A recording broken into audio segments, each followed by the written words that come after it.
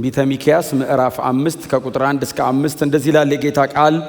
አንቺ የጭፍሮች ከተማ ሆይ ጭፍሮችሽን አሰልፊ፣ ከበባ ተደርጎብናልና የእስራኤልን ገዢ ጉንጩን በበትር ይመቱታል። አንቺ ግን ቤተልሔም ኤፍራታ ሆይ ከይሁዳ ነገዶች መካከል ትንሿ ብትሆኝም አመጣጡ ከጥንት ከቀድሞ ዘመን የሆነ የእስራኤል ገዢ ከአንቺ ይወጣልኛል። ስለዚህ ወላዲቱ አምጣ እስክትገላገል ድረስ እስራኤል ትተዋለች፣ የተቀሩት ወንድሞቹም ተመልሰው ከእስራኤላውያን ጋር ይቀላቀላሉ። በእግዚአብሔር ኃይል በአምላኩ በእግዚአብሔር ስም ታላቅነት ጸንቶ ይቆማል፣ መንጋውን ይጠብቃል። በዚያ ጊዜ ኃያልነቱ እስከ ምድር ዳርቻ ስለሚደርስ ተደላድለው ይኖራሉ፣ እርሱ ሰላማቸው ይሆናል። ጌታ የተመሰገነ ይሁን። እግዚአብሔርን እጅግ አድርገን እናመሰግናለን። የትንቢተ ሚክያስ ምዕራፍ 5 ላይ ከቁጥር 1 እስከ 5 ድረስ ያለ የእግዚአብሔር ቃል ክፍል ነው አብረን ያነበብነው። ይሄ ነቢዩ ሚክያስ እንግዲህ እስራኤል ከመማረኳ በፊት የነበረ ነቢይ ነው። ወይንም ይሄንን ትንቢት እግዚአብሔር በሱ በኩል ያስተላለፈበት ይሄ ታላቅ አገልጋይ እስራኤል ከመማረኳ በፊት ከምርኮ በፊት ቅድመ ምርኮ ዘመን ማለት ነው የተነሳ እግዚአብሔር አገልጋይ ነው። በዚያ ዘመን በይሁዳና በእስራኤል ለነበረ ለአንዳንድ ምግባረ ብልሹ ለነበረ እንቅስቃሴያቸው እንዲመለሱ እግዚአብሔር ያስነሳው በጣም ታላቅ አገልጋይ ነው። በጣም ብርቱ ነቢይ ነው። ምናልባት በጣም ብዙዎቻችን የምናስታውሳቸው አንዳንድ የመጽሐፍ ቅዱስ ክፍሎች በዚህ ነቢይ በኩል ነው የተተነበዩት። ለምሳሌ ሰባሪው ጌታ ከፊታችሁ ሰብሮ ወጥቷል፣ እርሱ ከፊታችሁ ይላል፣ እናንተ ትከተሉታላችሁ፣ ንጉሳችሁ በራሳችሁ ላይ ነው፣ እሱ በሰበረው በኩል ትወጣላችሁ። አሁን ስለ መስበር በጣም ብዙ ጊዜ የምናነሳቸው ክፍሎች ባይዘው በሚክያስ የተተነበዩ ትንቢቶች ናቸው እና ይሄ ነቢይ በ720ዎቹ አካባቢ የነበረ አይነት ነቢይ ነው። ስለዚህ በኢሳይያስና በሆሴዕ ዘመን ነበር ማለት ነው። ይሄ ሰው ትንቢት ለይሁዳ በሚናገርበት ዘመን በዛው ተመሳሳይ ዘመን ላይ ኢሳይያስ ትንቢት ይናገር ነበር። በዛው ተመሳሳይ ዘመን ላይ ደግሞ ሆሴዕም ትንቢት ይናገር ነበር። ምናልባት ስለዚህ ነቢይ ከራሱ መጽሐፍ ውጪ ብዙ የምታገኙበት ቦታ የለም ይመስለኛል። ኤርምያስ 26 ላይ ተጠቅሷል። ይሄ ነቢይ ኤርምያስ 26 ላይ ተጠቅሷል። ግን እንደዚህ አይነት ስም ያለው ሌላ ነቢይ አለ፣ እሱ አይደለም እንጂ እንደዚህ አይነት ስም ያለው ግን ሌላ ነቢይ አለ። ለምሳሌ ነቢዩ ሚክያስ ትዝ ይላችኋል። ነቢዩ ሚክያስ አንደኛ ነገሥት ምዕራፍ 20 ላይ ከነ አክዓብ ጋር የተጣላው ትዝ ይላችኋል። 400 የበዓል ነቢያት ተሰብስበው አክዓብን ከነ ኢዮሳፍጥ ጋር ውጣ ይሳካልሃል፣ እግዚአብሔር ድል ይሰጣል ሲሉት እንዳትወጣ አይሳካልህም ትሞታለህ ብሎ የተናገረ እነ ሴዴቅያስ በጥፊ ያጮሉት ነቢይ አለ ሚክያስ የሚባል። እሱ አይደለም ይሄ እሱ መጽሐፍ አልጻፈም፣ ወይንም ትንቢቶቹ በመጽሐፍ መልክ አልተቀመጡም። ይሄኛው ራሱን የቻለ ሌላ ነው፣ ድርብ ስም ነው ማለት ነው። ነቢዩ ሚክያስ በነ ኢሳይያስ ዘመን ያገለገለ ነው። በጣም አስገራሚ አይነት ሰው ነው። ግን የነቢያት ላይን ውስጥ ያለ ሰው አይደለም። ልክ እንደነ አሞጽ ማለት ነው። ልክ እንደነ አሞጽ የነቢያት ላይን ላይ ያለ ወይንም የነቢያት ዘር ግንድ ውስጥ የምትፈልጉት አይነት ሰው አይደለም። እሱም እንደነ አሞጽ ድንገት ብድግ ብሎ እግዚአብሔር ያስነሳው አይነት በጣም ታላቅ አገልጋይ ነው እና በዚህ ቦታ ላይ ምዕራፍ 5 ላይ ያነሳላቸዋል። ምዕራፍ 5 ላይ ይናገራል። በቃ በጣም ታላቅ ትንቢት ነው የሚናገረው። እንግዲህ ሁሌ እንደምናነሳው ትንቢቱ ሲነገር እኔና እናንተ ከሺህ ዓመታት በኋላ ትንቢቱ ከተፈጸመ በኋላ አንዳንዱ ተፈጸመዋል፣ አንዳንዱ ደግሞ ወደፊት የሚፈጸም ነው። ግን በጣም ብዙ ነገሩ ግን ተፈጽሟል። እኔ አሁን ይህንን ክፍል ሳነበው ክፍሉ ምን ሊል እንደሚችል በጣም ብዙዎቻችሁ በቀላሉ እንደምትረዱት በጣም ተስፋ አደርጋለሁ። አይደል? ገብቷችኋል አይደል? ክፍሉ ምን እንደሚል አልገባችሁ? አሁን ይሄንኑ ጥቅስ አዲስ ኪዳን ላይ አውጡ ብላችሁ አታወጡትም? ይሄው ጥቅስ እኮ አዲስ ኪዳን ላይ እኮ አለ። ግን ነቢዩ ሚክያስ በነበረበት ዘመን ላይ ቆሞ ይህንን ትንቢታውን ሲናገር የሚክያስ ኦዲየንስ ወይንም የሚክያስ ትንቢት አድማጮች የሰራዊት ጌታ ቅዱስ እግዚአብሔር እንደዚህ ይላል፣ እግዚአብሔር ጸባዖት ለይሁዳ እንደዚህ ይላል ብሎ ነው የሚናገረው። እሺ የሰራዊት ጌታ እግዚአብሔር ምን እያለን ነው? አሁን እኔ እዚህ ጋር ቆሜ የሰራዊት ጌታ ቅዱስ እግዚአብሔር እንዲህ ይላል ብዬ ብናገራውን ሁላችሁም የምትሰሙኝ የዛሬ 30 ዓመት፣ የዛሬ 100 ዓመት፣ የዛሬ 200 ዓመት፣ የዛሬ 2000 ዓመት የሚፈጸም ነገር ጥላውን ያወራል ብላችሁ አይደለም የምትሰሙኝ አሁን ላለንበት ከረንት ኢሹ እግዚአብሔር ምን ሊናገር ነው የምትሰሙኝ። ትክክሉም እሱ ነው። የሚክያስ ዘመን አድማጮች ሚክያስ ቆሞ ትንቢት ሲናገር እነሱ ላሉበት ለዚያ ዘመን እየተናገረ ነው። መንፈስ ቅዱስ ግን ይሄንን ትንቢት ለቀጣይ ዘመንም እንደገና ያደርገዋል። የቅርብ ጊዜና የሩቅ ጊዜ እንዲፈጸም አንዳንድ ትንቢቶች በነበሩበት ዘመንም እንደገና ደግሞ በሚቀጥለውም ዘመን እንዲፈጸሙ ያደርጋቸዋል። ሁለቴ የሚፈጸሙ ትንቢቶች ስለ መጽሐፍ ቅዱስ እንደዚህ አይነት ነገር በጣም ኮመን ነው። እኔ ደጋግሜም ስለምነግራችሁ እነ ኢሳይያስ ለምሳሌ ትንቢት ሲናገር ድንግል ትጸንሳለች፣ ወንድ ልጅ ትወልዳለች፣ ስሙን አማኑኤል ይሉታል። በኢሳይያስ ዘመን ተፈጽሟል። ንጉሱ ድንግል ሴት አገባ፣ ልጅ ተወለደ፣ አማኑኤል አሉት። በቃ ተፈጸመ። አሁን በኢሳይያስ ዘመን የነበሩ ሰዎች ይመጡና ተሰብስበው ኢሳይያስ አቤት እግዚአብሔር ያስነሳ ነብይ ነህ፣ ምን ነው ድንግል ትጸንሳለች አልካው? ይሄው ንጉሱ ድንግል ሴት አገባ፣ ጸነሰች እና ተወለደ፣ ስሙን አማኑኤል አሉት። ተፈጸመ ትንቢት። እልል ታላቅ ነብይ ነህ፣ አሜን፣ አለቀ። ትንቢቱ የተፈጸመው መቼ ነው? ኢየሱስ የተወለደ ቀን ነው። በዛም ዘመን ከሺህ ዓመት በኋላም ደግሞ የሚፈጸሙ ትንቢቶች ብዙ ናቸው። ይሄም እንደዛ ነው። ደርቦ የሚፈጸም ትንቢት ነው። እግዚአብሔር የተመሰገነ ይሁን። እና እየተወራ ያለው ይሁዳ ቤተልሔም የምትባለዋ ከውስጧ እግዚአብሔር ገዢ እንደሚያስነሳላት ነው እየተናገረ ያለው። አሁን አዲስ ኪዳን ላይ ሆናችሁ ባትሰሙኝ በጣም ደስተኛ ነኝ፣ ግን እንደሱ ማድረግ የሚቻል አይመስለኝም እንጂ ሚክያስ ጋር ሆናችሁ ብትሰሙኝ ቁጭ ብትሉ አሁን ሚክያስ ፊት ይሁዳ ቤተልሔም ወይንም ቤት ኤፍራታን እነ ቤተልሔምንና እነ ኤፍራታን ሲያነሳ ቤተልሔም ይሁዳና ኤፍራታ የሚባሉ ይሁዳ ቤተልሔምና ኤፍራታ በጣም ትንንሽ ከተሞች ናቸው። ከእስራኤል ከተሞች መካከል በጣም ትንንሽ ናቸው። ገዢ ከነሱ ይነሳል ወይንም ሕዝብን የሚታደግ ንጉሥ እነሱ አካባቢ ይነሳል ተብሎ ማሰብ የሚሞከር አይደለም፣ የሚታሰብ አይደለም። እግዚአብሔር ሁሌ ሲናገር የምንጠብቀውን አይናገርም፣ ሲያደርግም በገመትኩት መንገድ አያደርግም። እንደዛማ ከሆነ እኔን መሆኑ ነው። እንደናንተ ሰው እንደሆንኩ ጠረጠረከኝነ የሚል ቃል አንብባችኋል መዝሙር ላይ። ጠረጠረከኝ እንዳንተ መሰልኩ ይላል። የኛ አይነት አይደለም፣ እግዚአብሔር ልዩ ነው። ስሙ ለዘላለም የተባረከ ይሁን።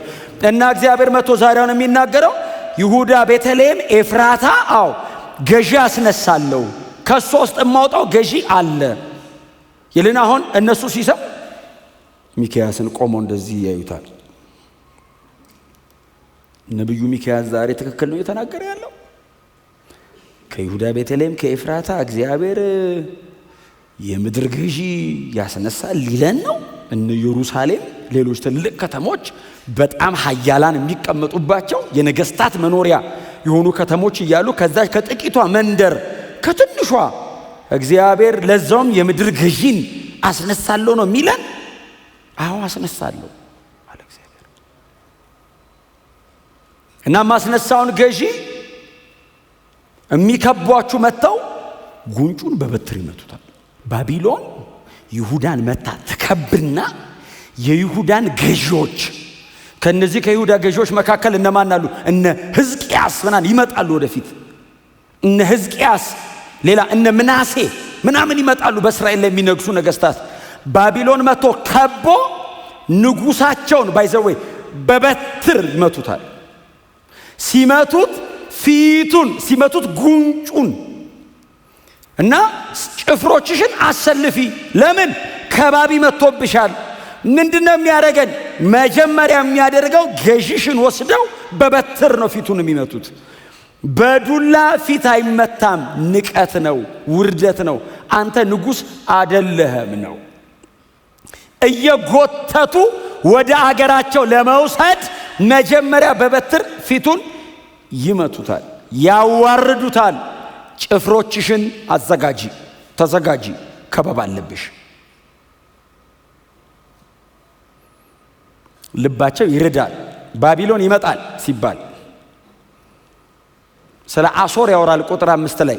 ቀጥታ ግን ትንቢቱ የሚናገረው ስለ ባቢሎን ነው፣ ስለ አሶር አይደለም። አሶርን ቁጥር 5 ላይ ያነሳዋል። ቀጥታ ግን ቃሉ የሚናገረው ባቢሎን መጥቶ ይሁዳን የሚከባት ሰሜን እስራኤልን ነው አሶር መጥቶ የሚከባው። ባቢሎን ይመጣል፣ ይከብሻል በበትር። ንጉስሽን ነው መጀመሪያ ገዢሽን ነው የሚመታው። ቁጥር 1 እሱን ነው የሚለው አይደል? ጉንጩን በበትር ይመቱታል። ንጉሱን ንጉስ አይደለም የሚመታው፣ ንጉሱን ጭፍሮች ናቸው የሚመቱት መተው። የህዝብ ገዢ አለቃ ተደርጎ የተሾመውን ሰው ጭፍሮች፣ የባቢሎን ንጉስ ጭፍሮች ይመጡና ንጉሱን ሕዝቅያስን ሌሎቹንም የእስራኤል ነገስታትን መተው ይመቱታል፣ በበትራቸው ይመቱታል፣ ያዋርዱታል። ቁጥር 2 አንቺ ግን ቤተልሔም ኤፍራታ ሆይ። ቤተልሔም ምን ማለት ነው? ቀላል ትርጉም ቤተልሔም ምን ማለት ነው? እንጀራ ቤት። አሁን በእኛ ዘመን ካመጣ ነው ሃውስ ኦፍ ብሬድ፣ በቃ ምግብ በሽ ነው። ኤፍራታ ማለትስ ፍሩትፉልነስ አባንደንስ ማለት ነው። ባይዞ ኤፍራታ ማለትም በጣም ፍሬያማ መሆን፣ መብዛት፣ መባረክ ማለት ነው። ቤተልሔም ኤፍራታ ሆይ ብሎ ሲጠራ ደራርቦ የሚጠራውን ይዩት። እጅግ በብዙ ምግብ የተባረክሽ፣ ማንም መጥቶ ተርቦ የማይመለስብሽ፣ ቀጥሎ በብዙ ፍሬያማነት የተሞላሽ አንቺ ከተማ ሆይ። እቺ ከተማ ምናልባት መጽሐፍ ቅዱስ የምታስታውሱ ከሆነ የዳዊት ከተማ ነች። ሆም ታውኑ ናት። ባይዘው ለዳዊት የዳዊት የትውልድ ቦታው ነች። አንደኛ ሳሙኤል ምዕራፍ 16 እዚህ ይላችኋል። ሳሙኤልን ሲልከው እግዚአብሔር የላከው ወዴት ነው የላከው? ወደ ቤተልሔሙ ሰው ወደ እሰይ ቤት ሂድ። የንጉስ ዳዊት ሆም ታውን ናት። ከማይጠበቅ ቦታ ነው አንደኛ ሳሙኤል 16 ላይ እግዚአብሔር ለእስራኤል ንጉስ የቀባው።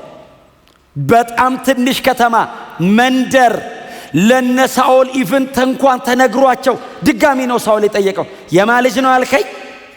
የቤተልሔሙ የእሰይ ልጅ ረሳው ይላል። ባይዞ እንደዚህም ተነግሮት አጋንንት እንዳይመስል ያስረሳው አይጠበቅም።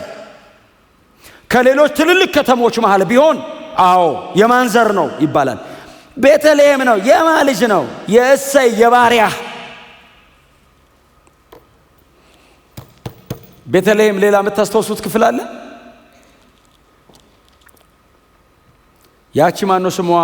ከሞዓብ የተመለሰችው ኑሃሚን ወዴት ነው የተመለሰችው? እግዚአብሔር ባርኳል ያለችው ቤተል ነው ቤተልሔም። እግዚአብሔር ምድሪቱን ባርኳልና በላይ የተመለሰችው ወደ ቤተልሔም ነው። ሩት የመጣችው ቤተልሔም ነው። ሩት ቦዔዝን ያገኘችው ቤተልሔም ነው። የኤፍራታ ሰው ነው ባይዘው ቦዔዝ። ኢየሱስ ላይን ውስጥ ገብተዋል ባይዘው እዚህ ውስጥ ያሉ ሰዎች በሙሉ። ስለዚህ ነው ነብዩ ኤክስፔክት አይደረግም። በሚክያስ ዘመን ተረስታለች ባይዘው ከተማዋ።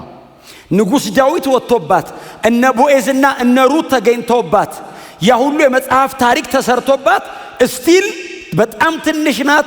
የተጎበኘች ከተማ አይደለችም። ቀጥሎም የምትጎበኝ አይደለችም።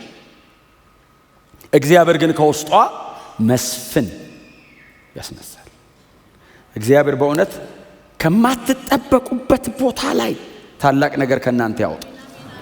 እግዚአብሔር ልማዱ ነው ከተተወ ከተናቀና ከተጠላ ነገር ላይ የማይመረመር ነገር ማውጣት ልማዱ ነው።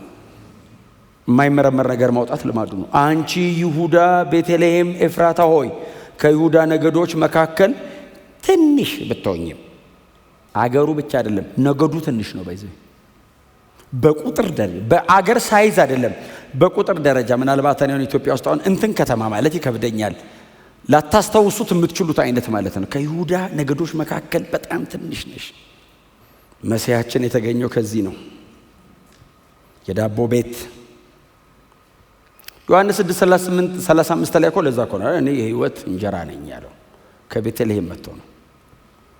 ከዳቦ ማምረቻ ከተማ ነው የወጣው ኢየሱስ። እና አሁን እኔ የእንጀራ አከፋፋይ ነኝ አይደለም ያለው፣ እኔው ነኝ ያለ። ኢየሱስ የመጣው ከይሁዳ ቤተልሔም ነው። ከኤፍራታ ነው የተገኘው። ክብር ለኢየሱስ ይሁን። ከሁሉ በጣም በነገድ ደረጃ ያነስሽ ነሽ። በቁጥር በጣም ትንሽ ነሽ። በሳይዝሽ በጣም ጥቂት ነሽ። ግን ከአንቺ የሚወለድ ገዢ አለ ይላትና የሚነግራትን እዩት። እንግዲህ እዩት ምን አይነት ገዢ እንደሚወጣ። ቁጥር 2 ትንሿ ብትሆኝ የሚልና ከዛ ምንድን ነው የሚለው? አመጣጡ ከጥንት ከቀድሞ ዘመን የሆነ የእስራኤል ገዢ ካንቺ ይመጣል። ምን ብሎ እንደሚጠራው እዩት። አመጣጡ ከጥንት ነው። ከቀድሞ ዘመን የሆነ የእስራኤል ገዢ ካንቺ ይመጣል። የሚክያስ አድማጮች ምን እንደሚሉ አሜን የሚሉ አይመስለኝም። ለእግዚአብሔር ምን ይሳነዋል? ከዚች ከተማ አሁን አያችሁት። አሁን ትንቢቱ ኖርማል ንጉስ፣ ኖርማል መስፍን፣ ኖርማል ገዢ አይደለም። አመጣጧው ከጥንት ነው የሚመጣው ካንቺ ጋር። ስለዚህ አንቺ ጋር የተወለደ ቀን የማይጀምር አመጣጡ ከጥንት የሆነ የቀድሞ ዘመን የሕዝቤ የእስራኤል መሪ ካንቺ እንዲመጣ አደርጋለሁ። አንድ የመጽሐፍ ቅዱስ ክፍል አንብብላችሁ ማቴዎስ ወንጌል ላይ ማቴዎስ ወንጌል ምዕራፍ 2 ላይ እንደዚህ ላይ ቁጥር 5 ጀምሮ አንብብላችሁ እንደዚህ ይላል። እነርሱም በይሁዳ ቤተልሔም ነብዩ እንዲህ ብሎ ጽፏልና አሉ። ንጉሥ ሄሮድስ ከሰብአው ሰገል የእስራኤል ንጉሥ ተወልዷል አሉት። የእስራኤል ንጉሥ አለ። አዎ እርግጠኛ ናችሁ? አዎ ኮከብ እየመራን የመጣ ነው። የሕዝቡን ገዢዎችና አለቆች የሕግ መምህራን ፈሪሳውያንን ጠራቸውና በእውኑ የእስራኤል ንጉሥ የሚወለደው መቼ ነው? የት ነው ብሎ ሲጠይቃቸው ሰዎቹ የመለሱት መልስ ነው። ትንቢተ ሚክያስ ምዕራፍ 5 ቁጥር 2 ነው ሜንሽን ያደረጉት። ሰዎቹ እንደዚህ ያሉት ነብዩ እንዲህ ብሎ ጽፏልና። ስለዚህ የሚክያስ ነብይነት በተጨማሪ በሌላ መጽሐፍ ተረጋገጠ ማለት ነው። ማመሳከር ከፈለጋችሁ ማለት ቁጥር 6 በይሁዳ ምድር የምትገኚ አንቺ ቤተልሔም ከሌሎች የይሁዳ ገዢዎች በምንም አታንሽም፣ የሕዝቤ እስራኤል ጠባቂ የሚሆን ካንቺ ይወጣልና። በቃ ሰዎቹ ብለውሃል። አዎ የት አካባቢ ነው? ይሁዳ ቤተልሔም። መቼ ነው ሊሆን የሚችለው? በዚህ ጊዜ አሉት። ይሄንን ሲያቅ ነው ይሄ ትንቢት እንደተፈጸመ መጥተው ነገሩት። ይሄ ትንቢት ለመፈጸሙ ማስረጃ ያቀረቡት መንፈሳውያን ሰዎች አይደሉም። እየጸለዩ መሲህ የሚጠብቁ ሰዎች አይደሉም። መሲሁ ከተወለደ በኋላ ይሰቀል ያሉ ሰዎች ናቸው። ባይዘው እነዚህ ሰዎች ማለት እነዚህ ሰዎች ግን ምን አሉት? ነብዩ እኮ እንዲህ ብሎ ተናግሯል። ከይሁዳ ከተሞች መካከል ምንም ትንሽ ብትሆኚ ሕዝቤን የሚያስተዳድር ገዢ ከአንቺ ይወጣል። ምን አይነት ነው ገዢው? ለዘመኑ መጀመሪያ የሌለው ገዢ እግዚአብሔር ከቤተልሔም ያመጣል።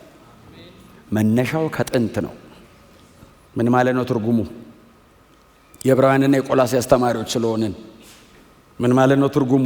መነሻው ከጥንት ነው ማለት ለዘመኑ መጀመሪያ የለውም ማለት። አንቺ ጋር የሚመጣው መሲህ እንደዚህ አይነት ትንቢት ሚክያስ ተናግሮ አያውቅም። ባይዘው በእንደዚህ አይነት መጠን ስለ ንጉስም ተተንበዮ አያውቅም። በዚህ መጠን በዚህ ቁመና የተተነበየ ትንቢት የለም። ኢየሱስ እንደሚመጣ ተነግሯል እንጂ ንጉስ ካንቺ ይመጣል አላት። ምን አይነት ስትል ለዘመኑ ጥንት የሆነ ከቀድሞ ዘመን ጀምሮ የሚመጣ። እኔ ጋር አይደለም እንደሚጀምረው፣ አንቺ ጋር አይጀምርም። የጥንት ነው። የዘላለም አምላክ ንጉስ ባንቺ መካከል ሆኖ ይወለዳል።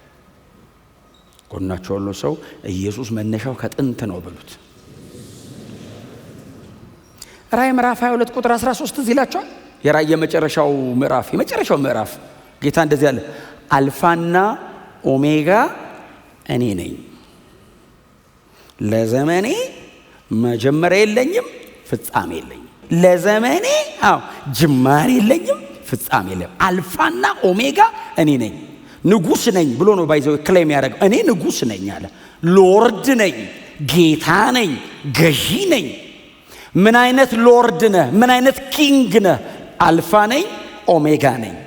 ምንም ነገር የሆነ ቦታ ይጀምራል፣ የሆነ ቦታ ይቆማል።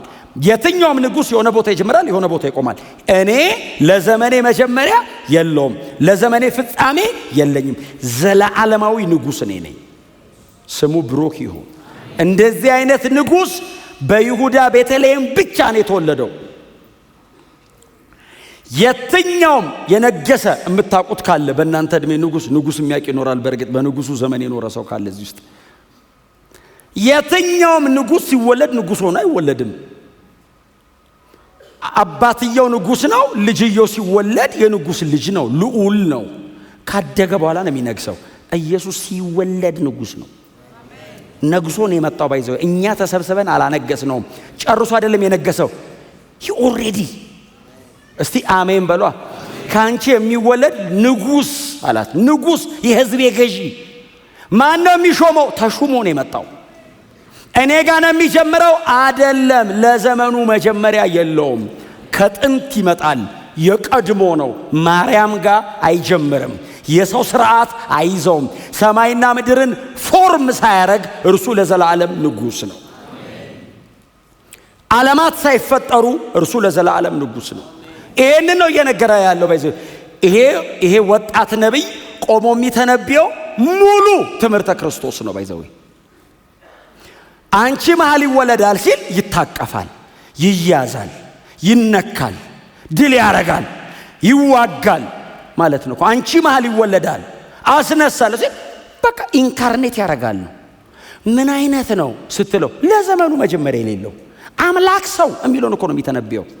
ምናልባት አሁን የአዲስ ኪዳኑ ጸሐፊያን እነ ጳውሎስ፣ እነ ዮሐንስ፣ እነ ጴጥሮስ ሌሎቹም በጣም ታላላቅ የአዲስ ኪዳን ጸሐፊዎች ያብራሩት ትምህርት እኮ ይሄ ትንቢት ነው። መነሻው ከጥንት ነው፣ የቀድሞ ዘመን ነው። ግን አንቺ መሃል ይመጣል። መስፍንሽ ነው፣ ንጉስሽ ነው፣ ንጉሴ ነው ትይዋለሽ። ስሙ ከዘላለም እስከ ዘላለም የተመሰገነ ይሁን። ዮሐንስ ወንጌል ምዕራፍ 17 ኢየሱስ የጸለየው ጸሎት አባት ሆይ በምድር ላይ የሰጠኝን ሥራ ፈጽሜ አከበርኩ አለውና አሁን ዓለም ሳይፈጠር በፊት አንተው ዘንድ በነበረኝ በራስህ ክብር አክብረኝ። እነ ጴጥሮስ እዛ ጋር ቆመው ይገባቸዋል? አይገባቸው? ምን እያለ ነው? እንደለመደው እያወሳሰበብን ነው። ይሄ ሰውዬ ምንድን ነው የሚጸልየው? ዓለም ሳይፈጠር በፊት አለ።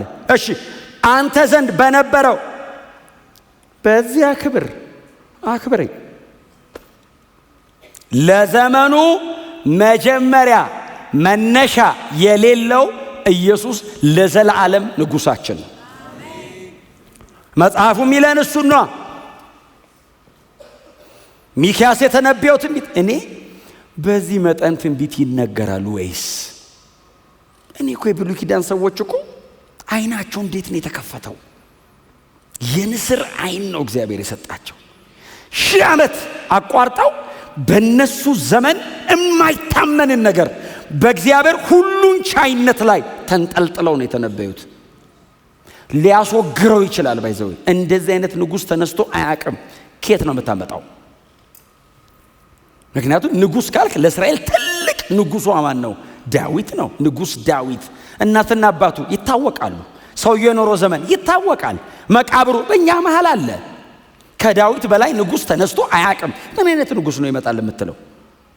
ስተት ነው፣ ውሸትን ነው ያስብላል እኮ። ሪፈረንስ የለውም ወደ ኋላ፣ ወደፊት ነው ኢቭን ሪፈረንሱ። ወደ ኋላ የለውም። እነ እንትና እንደተነሱ ማለት ራሱ አትችልም። ኢየሱስ ብቸኛ ነው። እኔ ነኝ ሪፈረንስ ያለኝ። የዛሬ 2000 ዓመት እልሃለሁ። ሚክያስስ ገና ወደፊት ነው የሚተነበየው። ትንቢት ነው ገና። ለዘመኑ ጥንትና መጀመሪያ የሌለው ከቀድሞ ጀምሮ የነበረ አንቺ መሃል ይወለዳል። የት? ለዛውም ይሁዳ ቤተልሔም። ኢየሱስ ክርስቶስ ጌታ ነው። ከዛ ቁጥር 3 እና 4 እናንተ አንብቡት። የንጉሱ ሥራ ነው ይሄ። ንጉሱ አንቺ መካከል ማስነሳው ንጉሳው ህዝቡን የሚጠብቅ ነው አለ። ለአውሬ አሳልፎ የማይሰጥ ነው አለ። ይመጣሉ አለ። የሚመቱ ይመጣሉ አለ። ራሱን አሳልፎ ይሰጣል እንጂ ህዝቡን አሳልፎ አይሰጥም። እሱን ይመቱታል እንጂ መንጋው ነው ይጠብቃል። ለመንጋው ሲል፣ ለህዝቡ ሲል፣ ላዳናቸው ሲል ምንም ዋጋ ይከፍላል። እነሱስ እሱ ላይ ይጣበቃሉ ይላል። አባይድ ያደርጋሉ ላዩ ላይ። እሱ እዚህ ውስጥ ይዛቸዋል። የሚመጣውን ነገር በሙሉ እሱ ይቀበለዋል። እኔ አንድ በጣም ሁሌ ሳነበው አጥንቴን የሚሰማኝ ቃል አለ። ኢየሱስን ሊይዙት ሲመጡት እዚህ ይላቸዋል፣ እኔን ያዙኝ እነሱን ተዋቸዋል። እኛን እኮ ነው፣ እኛ ነበርን እኮ የምንያዘው። ሊይዙ ሲሉ እነሱን ተዋቸው፣ ይኸው እኔ ያለው እኔን ያዙኝ። ይሄ ነው እረኛችን፣ ይሄ ነው ንጉሳችን። ዙፋን ላይ ተቀምጦ የሚያስተዳድር ብቻ አይደለም፣ ይጠብቀናል። እኛ መሃል ነው ያለው። የሚመጣው ነገር በሙሉ እላዩ ላይ ነው የሚያርፈው። እኔን ይከልለኛል። የሚመጣ ነገር ካለ እሱ ይቀበለዋል። ከመጣብን በላይ ምን ይመጣብናል? ኢየሱስ ከተቀበለው በላይ ምን ይመጣል? ላይ ሞት እኮ መጥቶብኝ ነበር። ሞት ይዞ ሊሄድ ለዘላለም ሊያጠፋኝ ኢየሱስ መሃል ገባ። እኔ ገባለሁ። ሞት ስፔር የማይደረግ ህይወት ሁለተኛ የለውም። እሱን ከፈለ ህይወቱን። እኔ ህይወቴን ይከፍላለሁ። እሱስ በህይወት ይኑሩ። መንጋውን ይጠብቃል፣ እነሱ ይጣበቁበታል። እርሱ ሰላማቸው ነው ይላል። የሚበጠብጠኝን በሙሉ ተቀብሎ ላይ ለኔ ሰላም ይሰጠኛል።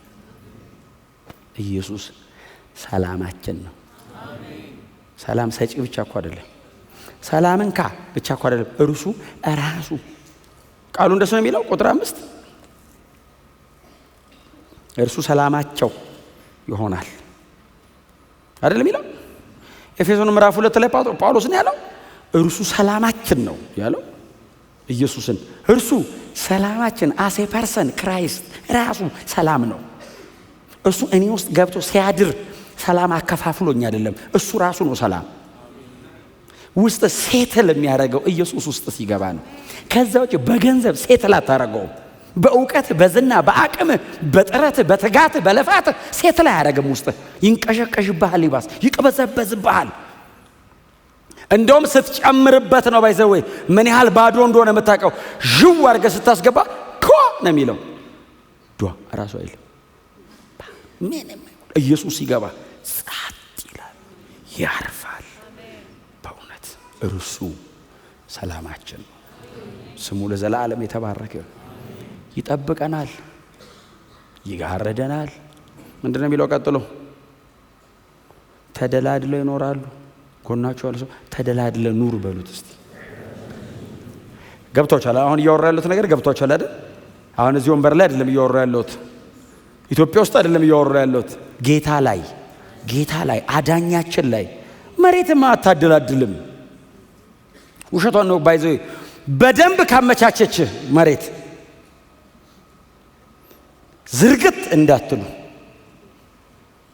በቃ በጣም ካመቻቸችል መሬት አወዳደቅን መሳል አትችልም።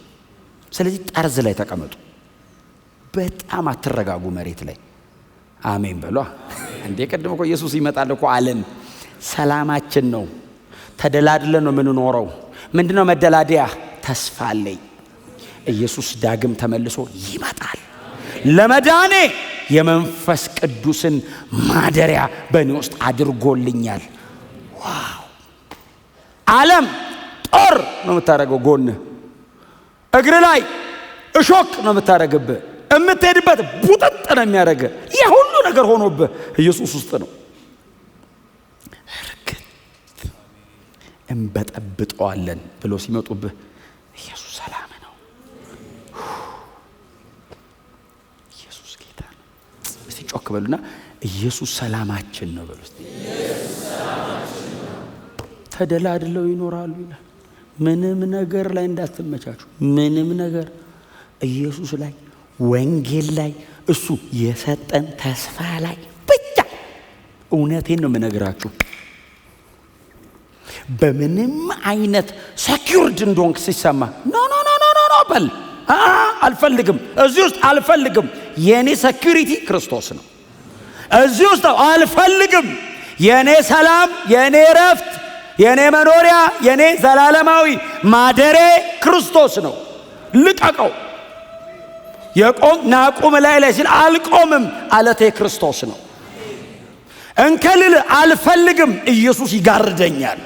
የኢየሱስ ደም ነው ሞትን ማሳለፍ የሚችለው። የፈርዖን ጉልበት ሞት መከልከል አልቻለም። ቤተ መንግስት ከሞት ማምለጥ አልቻለም። እስራኤል በጣም ባሪያ፣ ሎሌ፣ ጡብ ጠፍጣፊ፣ ጭድ የሚከምሩ ናቸው እኮ የተናቁ። የፈርዖንን እግር መጥረግ የማይችሉ ናቸው። ያን ያክል የተዋረዱ ናቸው። ፈርዖን ቤት ሞት ገብቶ ሲገድል እስራኤል ቤት ጌሴም ግን የሚል ቃል አለ። ጌሴም ግን አላለፈም ይላል። እስራኤል ብርሃን ጠዋት ይወጣል ፀሐይ፣ ግብፅ ጨለማ ነው ይላል። እኔ እንደው አንዳንድ ግን የመጽሐፍ ቅዱስ ክፍል እኮ ብትኖሩ እዚህ ሰፈር ፀሐይ ሆኖ የሆነ ሰፈር ደገደግ ያለ ጨለማ ቢሆን፣ ኢትዮጵያ በጣም ፀሐይ ሆኖ ሶማሊያ ደገደግ ያለ ጨለማ ቢሆን፣ እንደዚህ መለያ ማለት እኩለ ቀን ላይ እግዚአብሔር ከእናንተ ጋር ካልሆነ በቀር ባይዘው ፀሐይ አጠልቅም አይደለም እኮ ትርጉሙ። በስርዓት ትገባለች፣ በስርዓት ትወጣ። ምን ማለት ነው? ስራቸውን ይሰራሉ። ከዛስ የሚተኙበትም ሰዓት ተጠብቀው በሰላም ነው የሚኖሩት። እዛስ በጣም ድቅድቅ ጨለማ ማሊያደን ይችላል። ፈርዖን ቤት ጨለማ ለመብራት አብርቶ ነው የሚቀመጠው። ለብቻ ፀሐይ ያወጣለሁ ማለት አይችልም። የፀሐይ አምላክ ስለሆነ አይቻልም። ፀሐይ ራሱ ያንተ አይደለም ማለችው። የኢየሱስ ደም እስቲ አሜን በሏ። በእውነት ነው የምላችሁ ከሞት ከጥፋት ከፍርድ ማንንም ምንም ሊያድነው አይችልም። ኢየሱስ ክርስቶስ ከለላ ከሆነ ከምድራዊ ጉዳይ አይደለም እየነገርኳችሁ፣ ከዘላለም ጥፋትና ፍርድ ይታደጋቸዋል። በቃ ይሄ ነው የማያመልጥ ንጉሥ፣ በመሃሉ አድሮ ህዝቡን የሚታደግ ንጉሥ። አገር በጥጥ ሲል ሾለክ አይልም ኢየሱስ። ህዝቡ መሃል ይመጣል። አይዞ ይላል፣ አትፍሩ። አገር ተተራምሶ በራቸውን ቆልፈው ተቀምጠው ምንድነው የሚወጣን ሲሉ ሰላም ለእናንተ ይሁን። ንጉሳቸው አለ መሃላቸው። እኔ አንድ በጣም የሚያስመካኝ ቃል አለ። ንጉሷ በመካከሏ ነውና አትናወጥም የሚል ቃል አለ። ንጉሷ የት ነው? መሃሏ ነው እና አትናወጥም። ኢየሱስ ክርስቶስ ከኛ ጋር ነው። ኢየሱስ ክርስቶስ ጌታ ነው። ወዳጆቼ ታዲያ ምንድነው የምትለን? ከመወለዱ አስቀድሞ ለዘላለም መለኮት የሆነው ጌታችን ኢየሱስ ክርስቶስ እኔና እናንተን ለማዳን ነው የተወለደው እያልኳችሁ ነው። ከመወለዱ በፊት ለዘላለም የኖረ አምላክ፣ ሲወለድ ያልጀመረ አምላክ እኔን ለማዳን ነው መሬት ላይ የወረደው ሰው የሆነው፣ በሕዝቡ መካከል ያደረው የሕዝቡ ጠባቂ የሆነው፣ ጉንጩን በጥፊ እየተመታ እያዋረዱት እየተሳለቁበት መንገድ ለመንገድ የጎተቱታው እኔን ለማዳን ነው። እኔ ላይ የሚደርስብኝ ነገር እሱ ላይ ደርሶበት ነው እኔ ለዘላለም የእግዚአብሔር ልጅ የመሆን መብት ያገኘሁት። ዛሬም ቢሆን ነገም ቢሆን እስከ ዘላለም ድረስ አባቶቻችን የተነበዩት፣ የወንጌል ጸሐፊዎቹ የጻፉት፣ መልእክቱን የጻፉልን ሰዎች እንደገና ያብራሩት፣ ራእይ መጽሐፍ ላይ ጠብቁት የተባልነው ይሄ ብቻ ነው፣ የለም ሌላ። የብሉይ ኪዳን ነቢያት ይሄው ስለሱ ነው የተነበዩት። ወንጌላት ላይ ያሉት ስለሱ ነው የጻፉት። ደብዳቤዎቹ ከሮሜ ጀምሮ እስከ ይሁዳ 22 ደብዳቤ ይሄንን ያብራራው። ራእይ ላይ እመጣለሁ ያለው ይሄው ራሱ ነው። መጽሐፉ በሙሉ ስለ አንድ ጉዳይ ካወራ እኛ ስለ ሌላ ጉዳይ ጊዜ አይኖረንም። ወንጌል ወንጌል ወንጌል ወንጌል። እስቲ አሜን በሉ። እንደሰማኑ ነው ኢየሱስ ይመጣል ብለን ቶሎ ቶሎ መስበክ አለብን። ቶሎ ቶሎ ጊዜ የለንም፣ እድልም የለንም። ብዙ ሰው እንዳያመልጥ፣ ወደ ሲኦል እንዳይሄድ ፈጥነን ኢየሱስ ክርስቶስ ጌታ መሆኑን ተናግረን ከኢየሱስ ውጪ ረፍት የለም፣ ከኢየሱስ ውጪ አዳኝ የለም፣ ከኢየሱስ ውጪ ጠባቂ የለም። ማንም ስለ እኔ ኃጢአት ራሱ ሊሰጥልኝ ፈቃደኛ አይደለም። ኢየሱስ ነው የሰጠልኝ። ማንም እኔ ሊያድነኝ አቅም የለውም። ኢየሱስ ግን ችሏል። ኃጢአተኞችን ሊያድን ወደ ዓለም የመጣው ጌታ ኢየሱስ ክርስቶስ ብቻ ነው። ያንን ሊብራራ የማይችል ክብር ትቶ ሊብራራ የማይችል ውርደት ውስጥ የወደቀው እኔን ከዛ ለማውጣት ነው። ሆኗል፣ ችሏል፣ አውጥቶናል። ደግሞ በእግዚአብሔር ቀኝ አስቀምጦናል።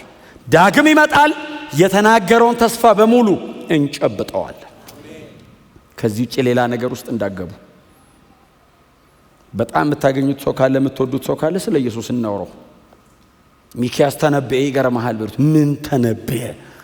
ኢየሱስ ይመጣል አለ። ሌላ አላለም። እግዚአብሔር ራሱ ሌላ የለውም። እግዚአብሔር ራሱ ያለው ልጁ ኢየሱስ ነው። እስቲ አሜን በሏ። ቸርች መጥቶ እንዴት ሰው ከእግዚአብሔር ውጭ ሌላ ነገር እንዴት ሊያምረው ይችላል? አይችልም። እግዚአብሔር የሚፈልገው ብቻ ነው የሚሆነው ቸርች ውስጥ። ምንድነው እግዚአብሔር የፈለገው? ልጄን ኢየሱስ ክርስቶስን እልከዋለሁ አላቸው። መጣ፣ መስቀል ላይ ሞተ፣ ሄድ። ራሱ ደግሞ እመለሳለሁ ብሎ ሄደ። በቅርብ ይመጣል፣ ይዞን ይሄዳል። እንደዚህ መሬት ላይ አንቀጥልም። እንዲህ የደከመን እንዲህ ያቃተን እንደዚህ የወደቀን እንደዚህ አንቀጥልም። ለዘላለም በከበረበት እንከብራለን። ይሄ ሩቅ አይደለም። ኢየሱስ ዳግም ይመጣል።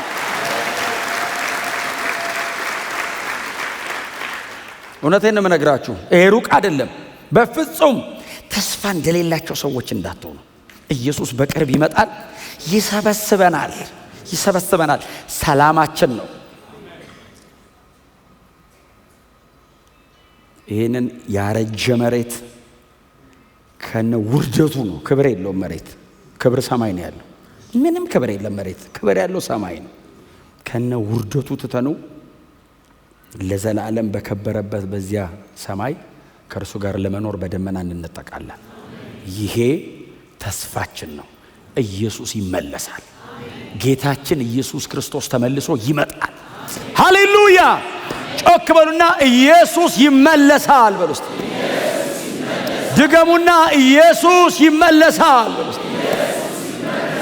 ለማን ነው የሚመጣው? ለእኔ፣ ለእኛ፣ ለሕዝቡ፣ ለክርስቲያኑ፣ በእርሱ ላመነ፣ ጥላ ውስጥ ላለ፣ ለቤዛ ቀን ማተም ለታተመ ለእኛ ኢየሱስ ይመጣል።